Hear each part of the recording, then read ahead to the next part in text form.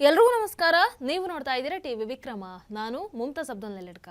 ವೀಕ್ಷಕರೇ, ಡಿಸೆಂಬರ್ 16ನೇ ತಾರೀಕು ದೆಹಲಿಯ ರಾಮಲೀಲಾ ಮೈದಾನದಲ್ಲಿ ಕಾಂಗ್ರೆಸ್ ಪಕ್ಷ ಚುನಾವಣಾ ಆಯೋಗದ ವಿರುದ್ಧ ಒಂದು ದೊಡ್ಡ ರ್ಯಾಲಿಯನ್ನ ಇಟ್ಕೊಂಡಿತ್ತು. ಈ ಸಮಾವೇಶದಲ್ಲಿ ಕಾಂಗ್ರೆಸ್ ಅಧ್ಯಕ್ಷರಾದಂತಹ ಮಲ್ಲಿಕಾರ್ಜುನ ಖರ್ಗೆ ಅವರು ಆಡಿದಂತಹ ಒಂದು ಮಾತಿದೆಯಲ್ಲ, ಅದು ಬಹಳ ಚರ್ಚೆಗೆ ಕಾರಣ ಆಗಿತ್ತು. ಮೊದಲು ರಾಹುಲ್ ಇಟಲಿ ಅವರಿಂದ ಅವರಿಗೆ ಅವಮಾನ ಆಗುತ್ತೆ. ಖರ್ಗೆ ಅವರು ಇನ್ನೇನು ಭಾಷಣ ಮಾಡಬೇಕು ಅಂತ ಹೇಳೋ ಹೊತ್ತಿಗೆ ರಾಹುಲ್ ಇಟಲಿ ಅವರನ್ನ ನೀವು ಕೂತ್ಕೊಳ್ಳಿ, ನಾನು ಮೊದಲು ಮಾತಾಡ್ತೀನಿ ಅಂತ ಕೂರಿಸ್ಬಿಡ್ತಾರೆ. ಅದಾದ ನಂತರ ಖರ್ಗೆ ಅವರು ಮಾತಾಡ್ತಾರೆ. ಆಗ ಅವರು ತಮ್ಮ ಮಗ ICUನಲ್ಲಿದ್ದಾನೆ, ಆತನಿಗೆ ಆಪರೇಷನ್ ಇದೆ, ಇಂತಹ ಟೈಮಲ್ಲಿ ಕೂಡ ಕುಟುಂಬದವರು ನನಗೆ ಆಪರೇಷನ್ ಸಮಯದಲ್ಲಿ ಇರಲೇಬೇಕು ಅಂತ ಒತ್ತಾಯವನ್ನ ಮಾಡ್ತಾರೆ. ಆದ್ರೆ ನಾನು ಮಾತ್ರ ಮಗನ ಆಪರೇಷನ್ ಅನ್ನ ಬಿಟ್ಟು ಕಾಂಗ್ರೆಸ್ ರ್ಯಾಲಿಯಲ್ಲಿ ಭಾಗವಹಿಸೋದಕ್ಕೆ ಬಂದಿದ್ದೀನಿ ಅಂತ ಭಾರಿ ದುಃಖದಲ್ಲಿ ಹೇಳಿಕೊಳ್ತಾರೆ. मेरा बेटे का 8 घंटे का ऑपरेशन था परसों, तब मैंने सोचा अरे 8 घंटे का ऑपरेशन है। मेरी पत्नी मुझे फोन की, मेरी बेटी डॉक्टर है, उसने किया, घर के 3-4 लोग फोन किए कि ये बड़ा ऑपरेशन है, आपको आना चाहिए। तो मैंने उनको बोला ठीक है। फिर आखिरी में सोचा अरे इस देश के लिए बॉर्डर पे जाके ये जवान मरता है अपने मातृभूमि के लिए, और देश के हित में इंदिरा गांधी जी कुर्बान दिए, राजीव गांधी जी कुर्बान दिए, और सोनिया गांधी जी सब कुछ त्याग की, और मैं अपने बेटे के लिए जाऊं और ये पार्लियामेंट छोड़ के, और यहां पर जो वोट चोरी का इतना बड़ा जो जुलूस है या बहुत बड़ी लड़ाई है, इस लड़ाई के छोड़ को मैं नहीं जाऊंगा। जैसा कि सरहद पे जवान लड़ता है, जैसा कि हमारे सोनिया गांधी जी लड़े हैं, जैसा कि हमारे राहुल गांधी पैदल चल रहे हैं। अरे मेरा एक बेटा को अगर कुछ भी हुआ ठीक है, लेकिन देश के 140 करोड़ लोगों को बचाना है, इसलिए मैं रहूंगा।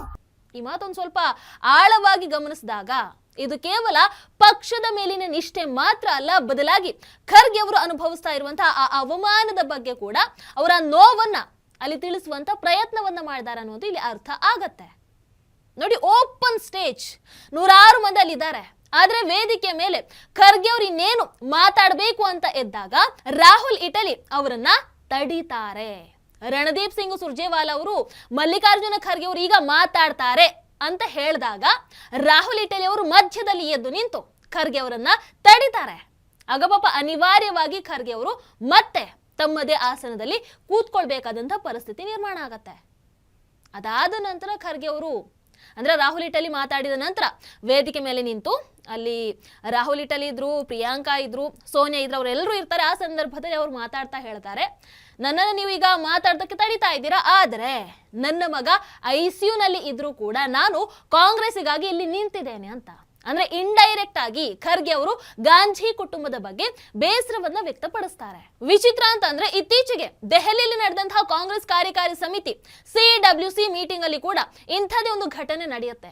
83 ವರ್ಷದ ಖರ್ಗೆ ಅವರು ಪಾಪ ವಯೋಸಹಜ ಆರೋಗ್ಯ ಸಮಸ್ಯೆಯಿಂದ ಬಳಲ್ತಾ ಇದ್ದಾರೆ. ಇತ್ತೀಚೆಗಷ್ಟೇ ನಿಮಗೆ ಗೊತ್ತಿದೆ, ಬೆಂಗಳೂರಲ್ಲಿ ಅವರು ಹೃದಯ ಶಸ್ತ್ರಚಿಕಿತ್ಸೆಗೆ ಕೂಡ ಒಳಗಾಗಿದ್ರು. ಆ ಸಂದರ್ಭದಲ್ಲಿ ಇಟಲಿ ಕುಟುಂಬದ ಯಾರು ಕೂಡ ಅವರನ್ನ ವಿಚಾರಿಸಿಕೊಳ್ಳದೆ ಇದ್ದರು. ಖರ್ಗೆ ಅವರು ಯಾವಾಗ್ಲೂ ಕೂಡ ಬೈಯುವಂತಹ ಅದೇ ನರೇಂದ್ರ ಮೋದಿಜಿ ಅವರು ಅವತ್ತು ಮಲ್ಲಿಕಾರ್ಜುನ ಖರ್ಗೆ ಅವರ ಆರೋಗ್ಯದ ಬಗ್ಗೆ ವಿಚಾರಿಸಿಕೊಂಡಿದ್ರು. ಓಕೆ, ಸೈಡ್ ಅಲ್ಲಿ ಇರಲಿ. ಅವತ್ತು ಪತ್ರಿಕಾಗೋಷ್ಠಿಯಲ್ಲಿ ಖರ್ಗೆ ಅವರ ಪಕ್ಕದಲ್ಲಿ ಸಂವಹನ ವಿಭಾಗದ ಮುಖ್ಯಸ್ಥರಾದಂತಹ ಜಯರಾಮ್ ರಮೇಶ್ ಕೂತ್ಕೊಂಡಿರ್ತಾರೆ. ಖರ್ಗೆ ಅವರಿಗೆ ತಮ್ಮ ಅನಾರೋಗ್ಯದ ಕಾರಣದಿಂದ ಆ ಪತ್ರಿಕಾ ಪ್ರಕಟಣೆಯನ್ನ ಓದೋದಕ್ಕೆ ಪಾಪ ಕಷ್ಟ ಆಗತ್ತೆ. ಆಗ ಅವ್ರು ಏನ್ ಮಾಡ್ತಾರೆ, ಅದನ್ನ ಪತ್ರಕರ್ತರಿಗೆ ಹಂಚಿಬಿಡೋಣ, ನನಗೆ ಓದೋಕ್ಕಾಗಲ್ಲ, ಅವರೇ ಓದ್ಕೊಳ್ಳಿ ಅಂತ ಹೇಳ್ತಾರೆ. ಆದ್ರೆ ಪಕ್ಕದಲ್ಲೇ ಇದ್ದಂತಹ ಜಯರಾಮ್ ರಮೇಶ್ ಅವರು ರಾಷ್ಟ್ರೀಯ ಅಧ್ಯಕ್ಷರಾದಂತಹ ಮಲ್ಲಿಕಾರ್ಜುನ ಖರ್ಗೆ ಅವರಿಗೆ ನೇರವಾಗಿ ಆದೇಶವನ್ನ ಕೊಡ್ತಾರೆ, ನೀವು ಇದನ್ನ ಪೂರ್ತಿಯಾಗಿ ಓದಲೇಬೇಕು, ಇದು ರಾಹುಲ್ ಇಟಲಿ ಅವರ ನಿರ್ದೇಶನ ಅಂತ ಹೇಳಿಬಿಡ್ತಾರೆ. मैं पूरा पढ़ने से ये अच्छा होगा कि आपको सर्कुलेट किया जाएगा, तो ये अच्छा होगा। सर्कुलेट भी हो गया, हो जाएगा, कर देंगे। हम शपथ लेते हैं ಈ ಘಟನೆ ಕಾಂಗ್ರೆಸ್ ಪಕ್ಷದಲ್ಲಿ ಮಲ್ಲಿಕಾರ್ಜುನ ಖರ್ಗೆ ಅವರ ಸ್ಥಾನಮಾನ ಒಬ್ಬ ಸಾಮಾನ್ಯ ವಕ್ತಾರನಿಗಿಂತ ಕೂಡ ಕಡಿಮೆ ಇದೆಯಾ ಅನ್ನುವಂತಹ ಪ್ರಶ್ನೆಯನ್ನ ಹುಟ್ಟು ಹಾಕುತ್ತೆ. ಬಿಜೆಪಿಯಲ್ಲಿ ವಕ್ತಾರರಿಗೆ ತಮ್ಮ ಅಭಿಪ್ರಾಯವನ್ನ ವ್ಯಕ್ತಪಡಿಸುವಂತಹ ಸಂಪೂರ್ಣ ಸ್ವಾತಂತ್ರ್ಯ ಇದೆ. ಆದ್ರೆ ಕಾಂಗ್ರೆಸ್ ಪಕ್ಷದಲ್ಲಿ ಅಧ್ಯಕ್ಷರು ಪಾಪ ತಮ್ಮ ಆರೋಗ್ಯದ ಕಾರಣದಿಂದ ಪತ್ರಿಕಾ ಪ್ರಕಟಣೆಯನ್ನ ಓದೋದಕ್ಕೆ ನಿರಾಕರಿಸಿದ್ರು ಕೂಡ ಅವರ ಮೇಲೆ ದಬ್ಬಾಳಿಕೆಯನ್ನ ಮಾಡಲಾಗತ್ತೆ. ವೀಕ್ಷಕರು, ಇದಕ್ಕೆ ಮುಖ್ಯ ಕಾರಣ ಖರ್ಗೆ ಅವರೇ ರಾಜ್ಯಸಭೆಯಲ್ಲಿ ಹೇಳಿದ ಹಾಗೆ ಅವರನ್ನ ಈ ಸ್ಥಾನಕ್ಕೆ ತಂದಂಥವ್ರು ಯಾರು? ಸೋನಿಯಾ ಇಟಲಿ. ಯಾರು ಅಧಿಕಾರಕ್ಕೆ ತರ್ತಾರೋ ಅಂದ್ರೆ ಅವರನ್ನು ಯಾರು ಅಧಿಕಾರಕ್ಕೆ ತರ್ತಾರೋ ಅವರ ಗುಲಾಮಗಿರಿಯನ್ನ ಮಾಡಲೇಬೇಕಾದಂತಹ ಪರಿಸ್ಥಿತಿ ನಿರ್ಮಾಣ ಆಗತ್ತೆ. ಅದೇ ಬಿಜೆಪಿಯಲ್ಲಿ ನೋಡಿ, ಬಿಜೆಪಿಯ ನಾಯಕತ್ವ ಹೇಗಿರುತ್ತೆ ಅಂತ. 45 ವರ್ಷದ ನಿತಿನ್ ನವೀನ್ ಅವರು ಬಿಜೆಪಿ ಹೊಸ ಕಾರ್ಯಕಾರಿ ಅಧ್ಯಕ್ಷರಾಗಿ ನೇಮಕ ಆದಾಗ ಅಮಿತ್ ಶಾ, ಅದೇ ರೀತಿ JP ನಡ್ಡಾರಂತಹ ಹಿರಿಯ ನಾಯಕರು ಅವರಿಗೋಸ್ಕರ ಬಾಗಿಲಲ್ಲಿ ನಿಂತು ಕಾಯ್ತಾ ಇದ್ರು ಅವರನ್ನ ಸ್ವಾಗತ ಮಾಡೋದಕ್ಕೆ. ಬಿಜೆಪಿಯಲ್ಲಿ ಪದಾಧಿಕಾರಿಯ ಗೌರವವನ್ನ ಅಂದ್ರೆ ಕಾಪಾಡಲಾಗುತ್ತೆ ಅಂತ ಅರ್ಥ. ಆದ್ರೆ ಕಾಂಗ್ರೆಸ್ನಲ್ಲಿ ಕಳೆದ 25 ವರ್ಷಗಳಿಂದ ಇಟಲಿ ಕುಟುಂಬದ ಆಳ್ವಿಕೆನೇ ನಡೀತಾ ಇದೆ. ಅವ್ರು ಹೇಳಿದ್ದೇ ನಡಿಬೇಕು. ಖರ್ಗೆ ಅವರನ್ನ ಕೇವಲ ಹೆಸರಿಗೋಸ್ಕರ ಮಾತ್ರ ಅಧ್ಯಕ್ಷರನ್ನಾಗಿ ಮಾಡ್ಕೊಂಡಿದ್ದಾರಷ್ಟೇ. ಒಟ್ಟಾರೆಯಾಗಿದ್ರ ಸಾರಾಂಶ ಏನು ಅಂತಂದ್ರೆ ಒಬ್ಬ ಅನುಭವಿ ಸಾರಥಿಯನ್ನ ರಥದ ಮೇಲೆ ಕೂರಿಸಿದ್ದಾರೆ. ಆದ್ರೆ ಆ ಸಾರಥಿಯ ಕೈಯಲ್ಲಿ ಕಡಿವಾಣ ಇಲ್ಲ.